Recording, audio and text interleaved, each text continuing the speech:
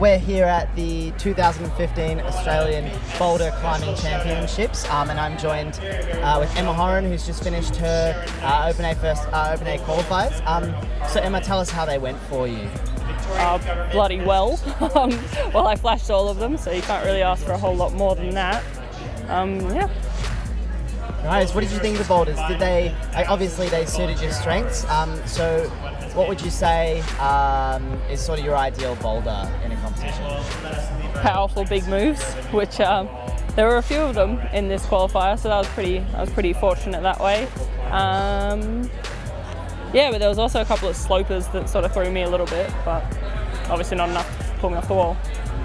No worries. So over the last couple of years, you've been making your way out into the International Open circuit, representing Australia in the IFSC Boulder World Cups.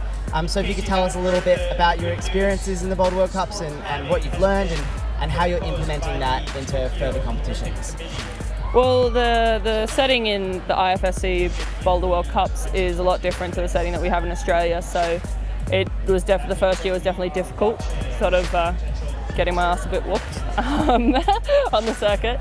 But I took away from, I tried to set similar problems at my home gym and work more on not so much campusing power, but on power that you just generate normally through your problems, which actually has worked really well for my climbing.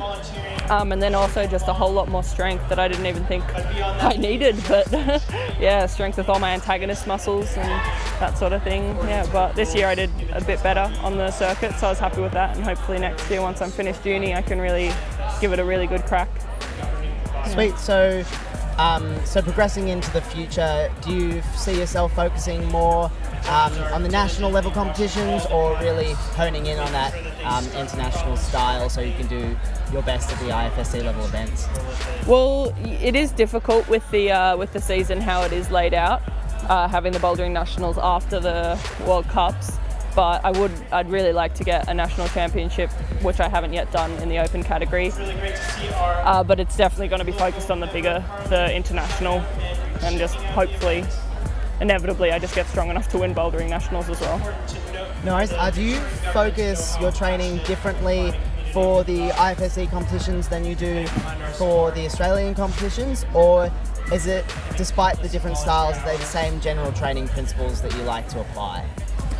Well, they're similar training styles, because I just really enjoy the style at the IFSC World Cups. There's nothing that none of the styles I don't like. So doing big, powerful moves in training, that's what I love.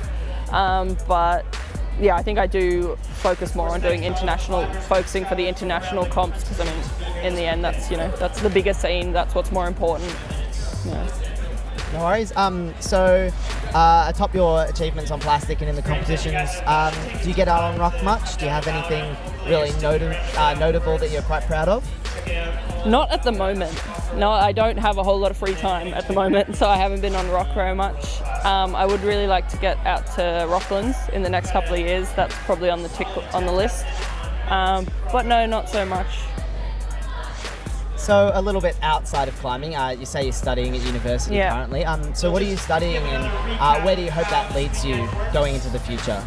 I'm studying sports management, so ideally it would be in the climbing field, which up until a week ago seemed sort of, a bit difficult. But now the fact that, we're potentially an Olympic sport, that's really opened up a whole lot of avenues for employment once I finish my degree. And yeah, so ideally I'd be running events like this, maybe hopefully to a bigger scale. Nice. So do the 2020 Olympics, are they appealing to you as far as your competition goals, or are you more focused on the IFSC competitions? Which do you see yourself focusing on in 5 years' time? Look, realistically, if Olympics gets in August next year, I'd definitely be focusing on that, because you become an Olympian, and that's sort of like immortal, rather than anything else that the IFSC World Cup can really offer.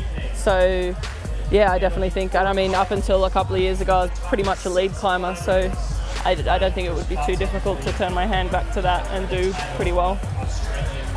What influenced you to make this switch between lead climbing and bouldering? Because whilst they are both aspects of climbing, there are very different training principles involved in each. So do you feel that bouldering works at your strengths better, or is it just something that you prefer? Well, yeah, I'm naturally quite strong. I think that just comes from the fact that I'm a bigger build than most of the girls, and that's the other thing that was a bit of one of the factors is the fact that I am a lot bigger than lead climbers. Like, naturally, it's just how it is. So I can generate more power in boulder problems. Absolutely. So I've been asking this question to everybody. If you had the choice between the ability to fly or to breathe underwater, which would you choose? Oh, flying, for sure. Why would you choose flying? Because you get to be up super high and look down on everyone. I look down on everyone as it is, but like I could do it from up there. But what about the vast abysses of the ocean? You know, more people on Earth are currently studying astronomy than our own oceans. You know, you could really bridge that gap between the two, you know, frontiers, the unknown of our own universe. I don't like being wet. I really don't like it. It makes my skin soft. I think that's fair enough. Well, yeah, so thank you for joining us.